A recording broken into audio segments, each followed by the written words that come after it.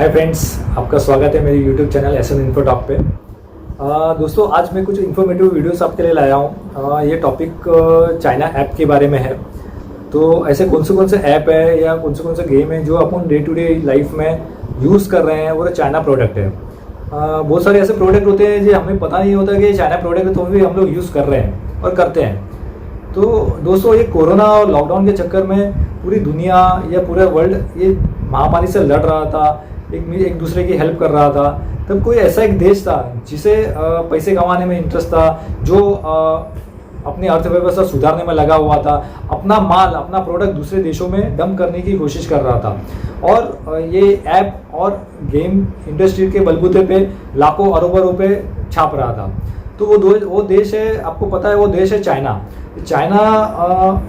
China ने हर जगह पे अपना प्रोडक्ट, अपना माल, अपनी ऐप, अपनी गेम ऐसी तरह से उनका जाल ऐसा बिछा दिया है कि हर कोई देश में वो फैला हुआ है और हर कोई आदमी उसके पे बंध चुका है। तो दोस्तों, ऐसा हम जानने की कोशिश करेंगे ऐसे ऐप कौन से चाइना के हैं जिसने हर देश में उसने फैला के रखे हुए हैं, और हमारे इंडियन पे वो कैसे असर कर रहा है, और वो कौन से ऐप है जो हम डे टू डे लाइफ में यूज़ कर रहे हैं। दोस्तों, वर्ल्ड ट्रेड ऑर्गेनाइजेशन के मुताबिक, उनके रूल्स एंड रेगुलेशन के मुताबिक कोई भी देश कोई भी दूसरे देश का इंपोर्ट डायरेक्टली बंद नहीं कर सकता, उसके प्रोडक्ट को डायरेक्टली बैन नहीं कर सकता। पर दोस्तों, जब देशवासी चाहे या वो देश के नागरिक ऐसा चाहे कि वो प्रोडक्ट को लेना बंद कर दे या वो प्रोडक्ट पे इस्तेमाल करना बंद कर दे हुए, तो वो जो दूसरी कंपनी के जो प्रोडक्ट है या जो दूसरी कंपनी का ऐप है या जो दूसरी कंपनी के गेम्स है या दूसरी कंपनी के जो प्रोडक्ट्स हैं, वो कंपनी को सस्टेनेबल कस्टमर मिलेंगे नहीं। अगर वो सस्टेनेबल कस्टमर नहीं मिलेंगे तो कंपनी को बोरिया बिस्तरा बांध के ये देश से दूसरे देश में चला जाना पड़ेगा, ये देश छोड़ देना पड़ेगा। तो वो सर्वाइव कर नहीं पाएंगे वो कंपनी।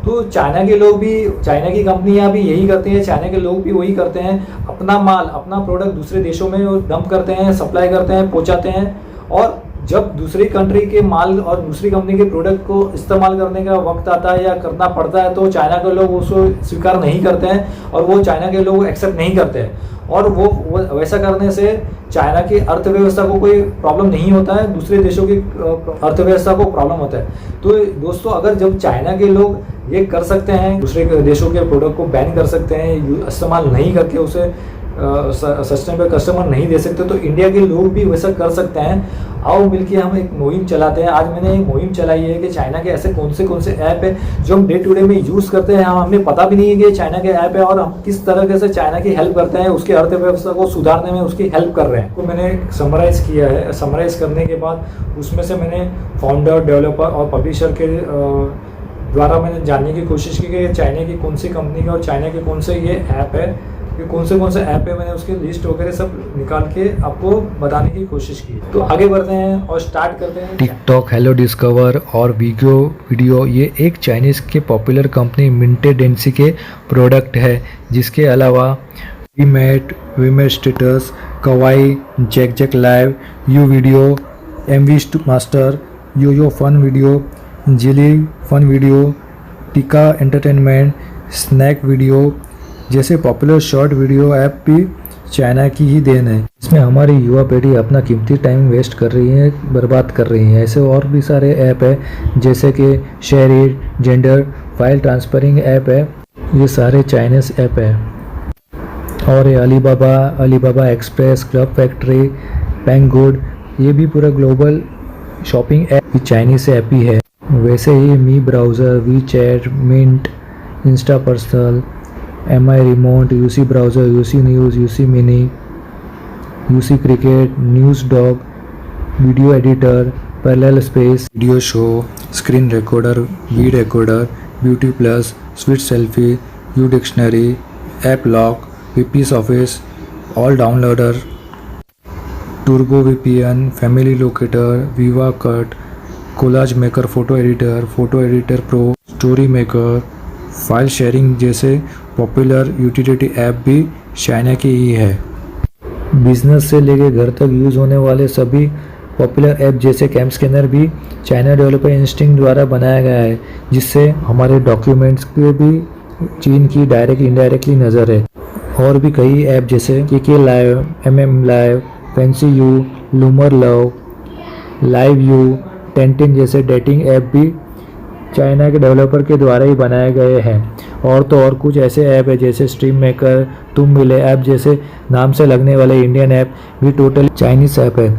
जो दोस्तों चाइना ने कहाँ पे भी अपना मौका नहीं छोड़ा इंडियन मार्केट में अपने ऐप को लॉन्च करने का। दोस्तों मैंने जब 400-500 ऐप के लिए स्टडी की तब जाके मुझे पता चला टॉप पॉपुलर ऐप में 4 देश आगे है।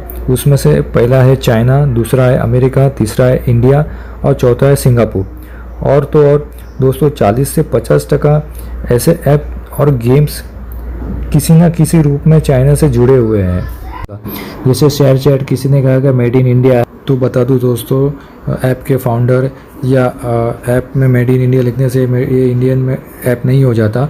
इसकी maximum share capital Chinese company Xiaomi और उसके सिस्टर कंपनी सुनवाई से कैपिटल आती है, जिसका मैक्सिमम प्रॉफिट शेयरिंग रेशियो भी उन्हें जाता है। तो इंडियन कंपनी कैसे? फ्लिपकार्ट के फाउंडर सचिन बंसल इंडियन है, पर फ्लिपकार्ट को अमेरिकन कंपनी वॉलमार्ट ने खरीद लिया था। तो दोस्तों वो इंडियन प्रोडक्ट होने के बाद भी क्या फ़ायदा, जबकि प्रॉफिट तो अमेरिका ही जाएगा।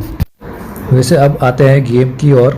जैसे एनिमेशन की दुनिया में डिज्नी और पिक्सर का दबदबा कायम है, वैसे ही चाइना की कंपनी टेंजन का गेम की दुनिया में दबदबा कायम है। ऐसा कोई गेम नहीं जिसमें टेंजन का नाम डायरेक्टली और इनडायरेक्टली जुड़ा ना हो। कई गेम के तो ये खुद ही डेवलपर होते हैं और कई गेम के ये खुद ही पब्लिशर होते हैं। जैसे गेम के फाउंडर गेम के आइडियाज़ को तैयार करते हैं कि वो गेम कैसा होना चाहिए, फिर वो आइडियाज़ को लेके वो एक डेवलपिंग कंपनी के पास जाते हैं जहाँ पे एक्चुअल में इस गेम के आइडिया को डिज़ाइन में कन्वर्ट कर दिया जाता है। जिससे ज़रूरी नहीं है कि हर डेवलपर या हर फाउंडर के पास सफिशिएंट फंड हो। इस सिचुएशन में पब्लिशर का रोल आता है। पब्लिशर ऐसा होता है जो फंड अवेलेबल करवा देता है और वो मार्केटिंग और एडवर्टाइजिंग में भी अपना रोल प्ले करता है। चाइना की ये टेंजन कंपनी ये तीनों कामों में माहिर है और तो और छोटे मोटे डेवलपर्स की सफलता की बुंदियों पे होते हैं, उसे भी ये पैसे के दम पे या कोई और तरीके से एक्वायर कर लेते हैं।